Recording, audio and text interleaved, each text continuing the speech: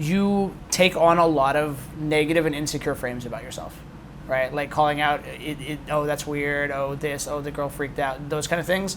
Like, the reality you're projecting into the world should be the reality that, like, you're attractive and women like you.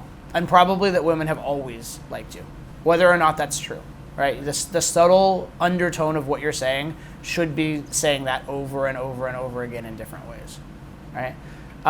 Like subtle things. Like, I'll give you some examples from my own game that I do, and these are like not even always the greatest game, but I think they're indicative of good frames. I never, ever, ever, and guys do this all the time, I never say a girl has resting bitch face. Never, ever would I say that. In fact, I go so far the other way that if a girl says she has resting bitch face, I tell her I don't believe in that. And like the reason if they ask why I don't believe in that is because like I've heard people say they have that, and then whenever they talk to me, they're like smiling the whole time. So I'm like, that's just bullshit. If you have resting bitch face, it means you hang out around the wrong people, right? Does that make sense? Right? But the idea of that, right? It conveys people like me. I'm not worried about rejection. I'm not getting rejected all the time. Those kind of things, right? Or another one is like in people in New York, they claim New Yorkers are assholes. I go out of my number one, I don't make that complaint, but number two, if people say, I'm like, really? See, the funny thing is, I know people say that, but since I've been here, everybody's been so nice to me. I don't think that's a real thing, right? Right, and then what does that convey about your life history? Right, so I want you to be doing the opposite, conveying high value, positive, I'm lucky, life goes my way, girls like me frames, not I'm nervous, this is awkward, girls don't like me, I get rejected frames. Right? So I want you to be very careful about the sub-communication of the topics. The good news is this: if you're stranded on a desert island with a girl, you would eventually sleep with her. Right? The problem is in the real world, sometimes you have time limits and distractions and other things, and if you don't get to the point fast enough in those circumstances, you may run out of time. Right? And I think that's the major issue is that your set is good-ish, but too soft and too friendly to be really highly effective and really consistent, right? And also, it's going to be the type of set that's going to get you the girls you're supposed to get, not the girls that are out of your league, okay? But here's the good news. You have a very good foundation, and you don't need to unlearn anything. Right? Like some guys have it very hard because they have to unlearn a bunch of bad habits that are like creeping girls out, weirding girls out. You're not doing any of that kind of stuff. You're good there. What you need to do is you just need to essentially ratchet up the aggression, but you need to ratchet up the gaminess, okay?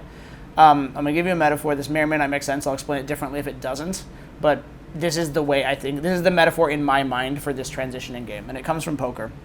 But when I first learned to play poker, I was not a skilled poker player. The reason that I made money was because I was disciplined, right? I played very few hands. I played only the best hands, and so most of the time I had an advantage over these people who are playing recreationally and not making a concerted effort to try and win and study, right? And so I won by playing tight. And you can win like that, but you're not going to win the maximum. You're going to win very small amounts. You're going to win a pitiful amount, but it is a solid winning strategy.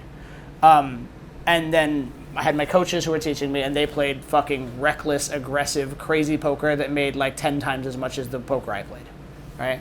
But the problem is if you try and go from, if my way of winning money is by being tight and disciplined, and I try and go reckless and aggressive, I'm very likely to suddenly snap from winning money to losing money. And if you're doing it professionally, that's a big problem, right? If you're doing it at all, it's a big problem. And so it's very scary. It's very scary to take the risk when you have something that's kind of working, and you need to take a risk that could make it dramatically not work. It could make it start failing, could make it worse, right? You need to take that risk that could make it worse. So I asked my coach, because he had started out playing very tight and had become, a crazy aggressive world-class player. I said, how did you do it? Weren't you scared of loosening up your game? Weren't you scared you'd become a losing player? He said, yeah, maybe a little bit, but what I did is I loosened up this much, and then I checked the results. And then when they were better, I loosened up this much more, and I checked the results. And I loosened up until I was a crazy, wild, loose, aggressive player. Does that make sense? So what I want you to do is just do what you're doing, and then add in a very prescriptive way, like a few more risk-taking things, right? So in your first minute of game, every single time, I want you to do some man-to-woman tension-building thing, in addition to what you would normally do. right? And then in the next 5 minutes, I want you to do one more of those. In the next 5 minutes, one more.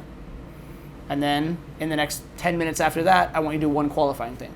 But just start layering in tiny amounts, 1 tease per 5 minutes or something like that. Not like going crazy and going ham and saying some crazy offensive stuff. Just start, if you have like a little dripper of game, like a little like dripping drops of game in, just increase the rate at which you're dispensing the game medication. Does that make sense? Yeah. That's what you need to do. You need to just take that risk.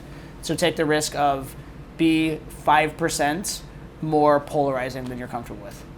And that's it. That's the only change you make one day.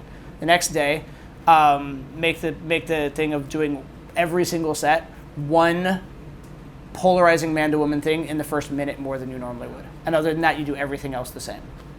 Then some other session you go out and you practice, you're like, I'm gonna go out of my way to be physical.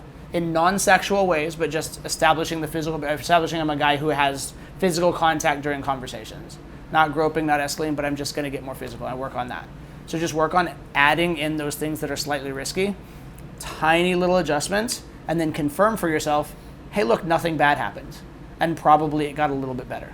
And then you layer in the next one, nothing bad happened, it got a little bit better. Nothing bad happened, right? So that's the process. Just metaphorically from poker, loosen up just a little bit, check the results. Loosen up, check the results. In your case, aggressive up, check the results. Aggressive up, check the results, okay? That's going to be the major thing. And another thing, so the metrics you want to be increasing are man to womanness, escalation, physically, and then the other one I want you to try and ratchet up is cockiness. Right? That one might almost be the most important one for you in some ways, because number one, it'll get rid of all the negative frame stuff that you're doing, because if you're being cocky, and then number two, once you start acting more cocky, all those other adjustments will become more congruent. Being more physical will make more sense. Being more man to woman will make more sense. So that might almost be like a keystone one, where if you start just ratcheting up the cocky to like, here's where you're comfortable, just go 5% beyond your comfort zone, and then 5% and 5%. That might actually unlock some of those other ones as well. But the good news for you is you don't have to like undo a lot. You just need to do more. You need to take a lot more risks. I would bet that you're never overdoing teasing, at least by volume, right? Like you might have individual teases that are just fucked up bad teases, but I would be very shocked if you're over teasing by volume, because it's hard to do. Like I had to go a few years in game before I ever over teased a girl by doing it too much. And then when I did it, I knew it. Like it was like a very standout experience. I was in a bar, teasing a girl, and I teased her and she loved me. I teased her more and she loved me more. And I teased her more, she loved me and started complimenting me. I teased her more and she loved me and started complimenting and touching me. And I teased her more and she started loving me, complimenting, touching me, talking about sex. And I teased her one more time and she slammed her drink down, said, fuck you, ran to the bathroom and didn't talk to me again. Okay? That's what it feels like when you over tease by volume. Like when your teases are good and you over tease by volume, it's getting better, and then it just fucking snaps for no reason on a tease that was like less harsh than the other ones, and it just seems so inexplicable. It's like, I'm doing this and she's loving me. I'm doing this, she's basically having sex with me in the bar, and then she's just gone and done, and it just broke. Like the rubber band just like went to its limit and snapped. Point is, when I tell you that you have not over teased by volume, if you have not had like wacky experiences like those, you have not over teased by volume. You've over teased because your tease didn't hit or because bad frame or whatever. But if you over tease by volume, it is a very particular experience.